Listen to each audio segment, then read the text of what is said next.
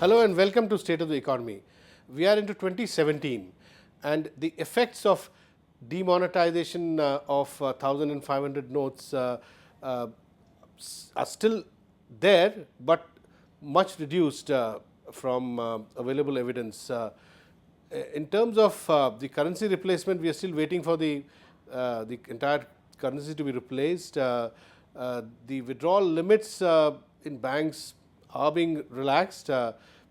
However, one area of concern which remains is how is the economy impacted in the medium term, which medium term means about 6 months to a year. And within the economy, there are concerns about agriculture sector and the rural economy, going beyond agriculture, the informal sector and the rural economy, whether how long will it take to come back to normalcy in terms of incomes, in terms of employment which were lost during these 2-3 months. To discuss that and more, we have with us Dr. Ashok Gulati, a well-known agriculture economist and a columnist in the Indian Express. He's written a series of articles in the last 1.5 months on demonetization. Welcome to our show, Mr. Ashok Gulati. So, I read your last article which was published, I think, yesterday, where you make 2 points. One, you say things are slowly returning to normal, not entirely though, and you're also saying that that in the course of the last 50 days, the crooks have gotten way ahead of the cops. So all the money is back into the system, banking system. So tell us, how do you see the economy panning out in the next, say, 6 months, especially the rural economy? You know, I would say that 50 days, the worst is over. It's not normal yet. It will take, my assessment is another 2 to 3 months before normalcy comes back in the rural areas in particular. But thinking that rural areas had collapsed, that's not true. Okay.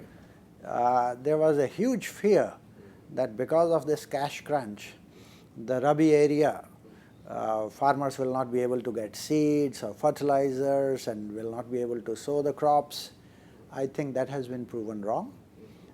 Compared to last year, same time, it's about 6% higher area, but last year was a drought year. So actually we should not be really comparing with the last year. There is something called the normal area under Rabi, and which is a sort of a 5-year average that they take. Even compared to that, we might do a little better this year. It's 1.6% up as per the latest December 23rd release of the ministry. So I would say this huge noise that was created that farmers will not be able to sow their crops and it could be 20% down, 30% down, not at all. In fact, it's the other way around, marginally, or I would say as normal of 13, 14 or any normal year would be. So we're likely to get decent agriculture growth this year. What's your estimate about? I would say this year we are likely to have a bumper crop. Compared to last year, definitely it will be much more. Last year the growth in agriculture was 1.2%. I would expect anywhere from 4.5 to 6% growth this year. So that's why you're saying that one should not really compare against a bad base year, because we've had 2 back-to-back droughts. That's right. In 2014, 15 and 15, 16. You know, I would go back to 13, 14, which was our best agriculture year. At that time… And it was the worst GDP growth year. Yeah, but agriculturally, you had the highest ever grain output. We touched almost 265 million tons. This year, the target is 270. If we don't achieve 270, we may not be below 265. So we will get back to the normal year of 13, 14. 14, 15, 15, 16, our grain output was 253 million tons. So compared to 253 million tons, it will be a huge jump. So the advantage of a low base exactly. is what. Tell me, so how do you look at the service sector within the rural economy? Attached to agriculture is also a very robust service sector. And some of the recent data or recent purchase managers index, Nikkei PMI for services shows a sharp contraction going below 50, which is to say contraction in the services. Now, how do you see services behaving? I would say we will have to decompose the services sector within the rural economy, what sort of things we are talking about. If we are talking about trade, selling of fertilizers or seeds or tractor services, or even sort of sales of tractors, not just the services but tractors as the fear was that this will all come to a grinding halt. That has not come true. As I said, fertilizer sales are up, seeds are okay. Tractor sales have been going up by 15 to 20%, in fact 17-18% over the last year for the same corresponding year when you. But what about from during November and December? It's a dip of 20%. There is a temporary dip and it will bounce back. That's what my expectation would be. And certain things are absorbed in the system. Okay, you don't have cash today, you give me after 15 days, you give me after a month, where the regular services are. So that absorbs the system. But where there are casual, every day you have to make payment, that is where I think it has been hit hard. Hit hard, yeah. And that's why you have suggested in one of your write-ups that the budget should really show sensitivity to millions of people who may have lost their jobs in the construction sector, daily wage laborers, right, who don't have holding capacity in the sense, they can't afford to be unemployed even for 2-3 months. That's right. Maybe the urban employed can afford to stay, if they lose their jobs, can hold out longer. That's right. It's not just the rural areas, it's also in urban areas. The worst hit were the daily wage earners. And since they used to get every day some cash, and that cash was missing, and they are not going to be your servants for for a longer time. If they are working for 5 days or 3 days, they want cash. And if you don't have, you postpone that work. Okay, I'll get this repair done later, and so on and so forth. All those people migrated at a large scale to the rural areas. What's your estimate of migration? Since you study these agriculture states more closely, what's your assessment? What I would say at a very micro level that I have been observing, people who were regular sort of support system in the urban areas, they also went back for some time because they had cash, or their parents had cash, or even some of the Jan Dhan accounts which were being used by many others. There was a temporary migration and they came back. But those who have been really working as a daily laborer, many of them have not come back yet. Okay. Because they feel their social system in the villages can still absorb them. Here in the urban areas, unless things become normal on the cash front, they find still difficult that they will be absorbed in the urban areas. So you're suggesting that the rural economy still works on a certain level of trust, yes. credit system, informal credit system. Much more than in the urban economy. Much more than the urban economy. But the Mr. Gulati, the reports seem to be coming out of the media and from other observers seems to be somewhat contrary, suggesting that there is a lot more distress in rural areas. Now, is that distress linked more to lack of bank branches or ATM concentrations in rural areas, or what is it? What is the distress about? One is definitely in the rural areas, the density of banks and ATMs is less than 1/4 than in the urban areas. Yeah. So there is a problem. If they want cash, then think about, if you have to stand in the queue for 15 minutes, they have to stand 4 times more or 6 times more. So the longer queues, longer. And those daily wagers had to give up their job to stand in the queue, because they were the ones who every day at night they want some purchases and run their kitchen. So that's where the distress looks at. Also, since they lost some of the jobs in the urban areas and came back, they have no income literally. So they are relying on their own social system to absorb them. So from that angle. The third one, where some distress was seen in the beginning, the market arrivals dropped in number of mandis. We were looking at in some mandis 10% drop, some others 20%, some others 30%. Good thing about the positive part of that was they were not broken. Otherwise, you and me in the urban areas would have to queue not for cash, but even for your daily vegetables or milk or butter or bread. So you're saying the supply chain didn't break? Supply chain did not break, and that's the resilience of the system. That's the resilience of the system. Despite some jolts here and there, the system has not broken, and you and me in urban areas who are at the end of the supply chain, they have been getting everything at a normal price, everything without any difficulty. In fact, the prices are a little lower than they were before November 8th. Okay. So tell me, the union budget is to be presented this time, getting advanced to 1st February. Now, there has been temporary pain which everybody has considered. Even the Prime Minister, Finance Minister have also said people have suffered a lot of pain. Now, what can the budget do according to you to alleviate the pain, especially in the rural economy? I would say what Prime Minister announced just 2 days back, that was more like preponing the budget speech. Yeah. So much of the… especially for the social sector. Yeah. I think he is trying to sell the idea that I'm going to give houses in the rural areas to most of the people, and therefore interest rate subvention on that, some subsidy also to the pregnant women, and so on and so forth. So all these concessions that he has announced would be reflected in the budget. There could be some additional 1 or 2 more, but I think quite a bit of that is already revealed before the budget. Before the budget, yeah.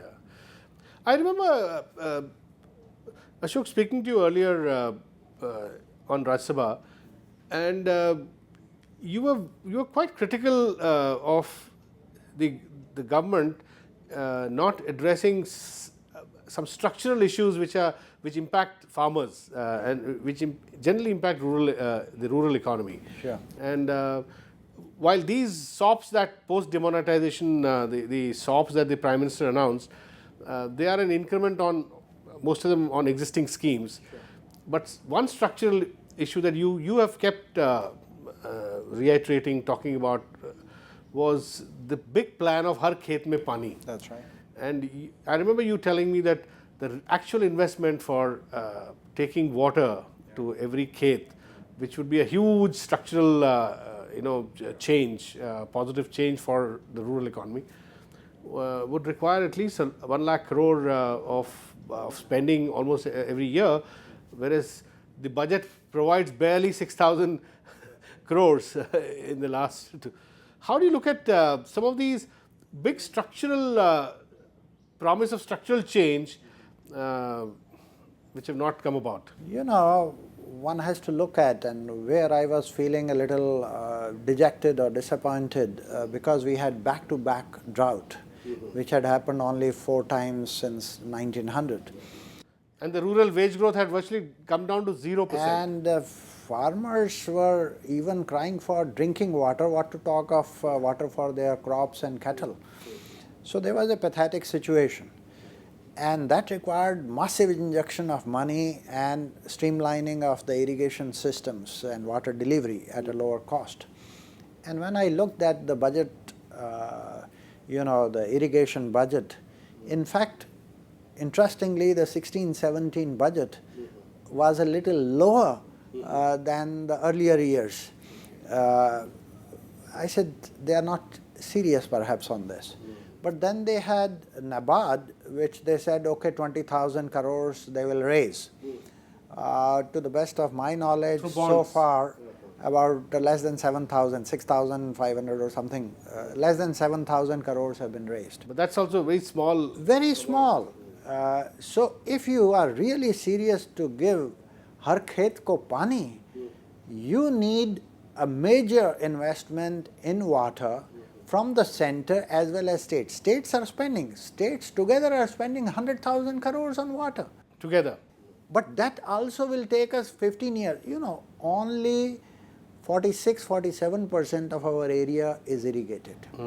So you are relying 53-54% of your area rain-fed. Yeah. Now, if So you you're saying want to the change states that, together spend 1 lakh crores, you also put in Center one. should put an equal amount. 50,000, 60,000, Some credible amount. credible amount. Then you can, only thing good that they did was they identified, okay, 23 projects, they need priority and they need to be completed by March 17, then another 31 projects by next year. I think that prioritization and perseverance on that, you need a champion to do those types of things, because Prime Minister can give you a broad direction. Do you think the PM, the way he championed the demonetization, the act of demonetizing 85, suppose he took up this this as a challenge? I would jump would jump out of the seat. Yeah. You know, he has taken all personal thing on demonetization, that this is my idea, I am responsible, if there is a failure, it is me. So that is the attitude. In case of water, who is the leader? Who is going to ensure? If 20,000 crores were supposed to be raised by NABARD, and if they are not raised, who is looking into that? And with drip irrigation or other micro irrigation, 6,000 crores odd, that's nowhere. It will take you 20 years to get your rain-fed area under irrigation. And productivity of irrigated agriculture over rain-fed, immediately it goes up by 70%, 80%. So the rates of return can be very, very high. So do you think the Prime Minister can still meet his promise by additional tax collections from the bank deposits that have come into the system, and commit that at least say 20-30% of the new taxes collected or the new tax base that comes will be dedicated to Har Khet Mein Pani? You know, at present we don't know how much additional tax will be coming. What we had submitted to the Prime Minister was that even if you keep your objective functions of food and fertilizer subsidy, but give it through direct benefit transfer to the beneficiaries' accounts. Because the leakages are so large in these, you will easily save 50,000 crores of rupees. Okay. Without giving up your objective function. And you divert and that to the water. To the irrigation and... And then you can turn around agriculture forever. Or at least for the next 20 years you are on a... Do that for 5 years and you have food security assured to the country for the next 25 years. So you would suggest that that Har Khet Mein Pani can actually play the role virtually of what the Green Revolution did earlier in terms of increased productivity. Of course, of course. And this does not even require some newfangled technology. No. All you need to do is get the water to the... that's right. So, and if you can, I will give you one little example. Even drip. We had heard that drip is used for horticulture products. You can use it for banana. Okay. But drip is also being used for sugarcane. Drip is also being tested for rice, and the results are so fascinating. You can save up to 60% of water. If you use it with fertigation, you can save 25% fertilizer, and productivity of rice will go up by another 25%. And these experiments are going on right now in Punjab. So those types of technologies, if you can scale up, you can within the same water do much more to the country. But it requires capital investment. It requires capital investment. And which you feel that so far commitment doesn't seem to be coming on that scale. You know, the slogans are right, they are big, advertisement is there, but the commensurate resources that need to match those slogans are missing. And therefore, it's only a very partial and a very slow change. And that's where I was feeling uncomfortable, that this piecemeal changes cannot turn around agriculture. So that's precisely why I said that demonetization was a... this is the biggest ever. So it was not piecemeal. So can there be a big bang for Har Khet Mein Pani? I would love that. I would love that. If the Prime Minister can do that, he will do real sabka saath sabka vikas, because the largest number of people and largest number of workforce is in agriculture and dependent on agriculture. Absolutely. I mean, just doing industrialization or other things can affect only those who are out of poverty. The real poverty is in rural If I areas. remember right, this was also part of the government's employment strategy, that the government initially, when they came to power, they recognized that in manufacturing, because of technology, use of modern technology, employment was not possible at the same rate as maybe 20, 30 years ago. With less people, you could be more productive. So therefore, they were looking at projects like irrigation, Har Khet Mein Pani, to actually also to enhance the employment prospect. When productivity goes up, employment goes up, because you have to manufacture those drips or other types of pump sets and other things. But And when other the services production, around that. when the production goes up by 50%, 70% on irrigated land, then that needs to be processed. So your Make in India really will work on agri-commodities, because that's your huge base. And you can build the whole value chains in agriculture, and that's where employment will be created. So I think we are missing on that, and this vision. And once they get their production augmented, they get more income, and they start demanding more of industrial products. Exactly. So demand and gets that's what created. China did. In fact, China during 78 to 84 basically concentrated on streamlining their agriculture. Their farm incomes in real terms grew by 14% per annum. 74 to 84. That's what created huge demand for their manufactured commodities. Tell me, so isn't this the right time to embark on this strategy? Because as you yourself said, wage growth, rural wage growth is down to now nearly 0%, and we've had 2 bad years, and our average agriculture growth has also not been very good in recent years. Last 2 years was 0.5%. Even last 4-5 years, if you see, not the This plan, 12th 5-year plan, will be the lowest agriculture growth. exactly. So given this, and given that farm wage growth is down to virtually 0, the big bang is waiting to be done on Har Khet, through Har Khet Mein Pani. But the question is, you need a champion within the government who can steer that and clear that. Now, Prime Minister comes and focuses on that in blips, but there is no one to carry that message forward. There are more slogans, but commensurate resources and its implementation. That's where I think. You think rural banks can, this can be done through borrowing? The government can say, or there could be borrowings by the farmers, backstopped by the government, guaranteed. There could be innovative ways to raise finances. I'll give you another example. Today, the solar cost has come down dramatically, solar power. Now, we are having all the big investments by Adani's and other players, which put it on solar parks, and that land is gone forever for that purpose.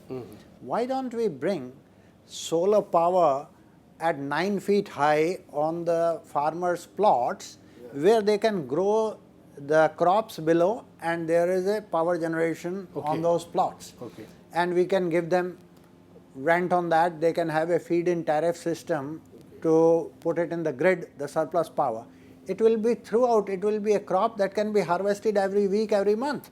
And this will be a real insurance. It will provide him irrigation so he can have 2 crops, but this will be like the 3rd crop.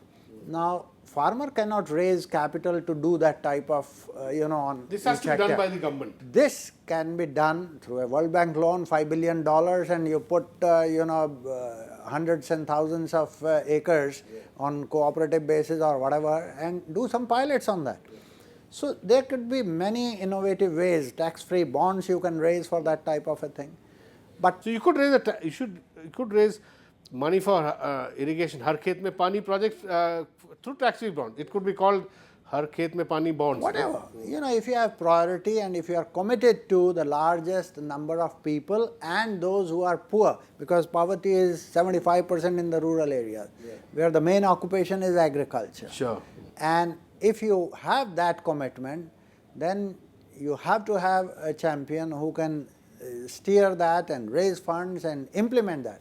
And So implementation basically, we need a commitment of the kind shown for demonetization. demonetization is the Translated boldest. to हर खेत में Har पानी. khet ka pani. If you can do that, I'll salute. I'll salute any government or any prime minister. This will be the biggest welfare, development-oriented poverty alleviation, not dole. So doles. let's hope the PM is listening to you.